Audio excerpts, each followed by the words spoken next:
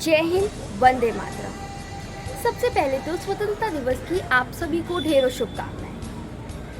क्या सिर्फ इतनी सी है आज़ादी? नोटों पर गांधी की तस्वीर छपना, लाल किले पर तिरंगा, स्कूलों में विंध्य हिमाचल यमुना गंगा, सड़क पर भारत माता की जय। क्या सिर्फ इतनी सी आज़ादी के लिए बापू ने सीने में गोली खाई थी? क्या सिर्फ इतनी सी आज़ादी के लिए नेताजी ने हिटलर को आग दिखाई थी? क्या सिर्फ इतनी सी आज़ादी के लिए वो जनेऊधारी कंपनी बाग में अकेला ब्रिटिश फौज से भिड़ गया था? या सिर्फ इतनी सी आज़ादी के लिए वो 23 साल का सरदार रंग दे बसंती करके फांसी के फंदे पर छोड़ गया था?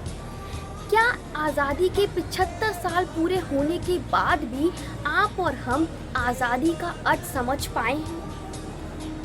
नहीं, क्योंकि अगर हम आज़ादी का अर्थ समझ पाते तो हमें स्वच्छ भारत मिशन की आवश्यकता ना पड़ती। अगर हम आज़ादी का मतलब समझ पाते तो हमें बेटी बचाओ बेटी पढ़ाओ नारे की ज़रूरत ना पड़ती।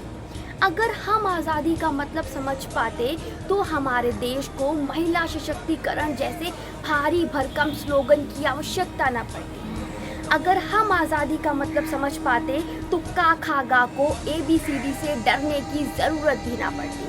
अगर हम आज़ादी का मतलब समझ पाते तो अमरूदों के मौसम में बारूद की बू ना आती।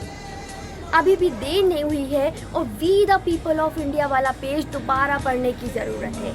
क्यों? क्योंकि जिन जिन शब्दकोश में आज़ादी का अर्थ सिर्फ फ्रीडम लिखा हुआ है वो सभी शब्दकोश व्यर्थ है।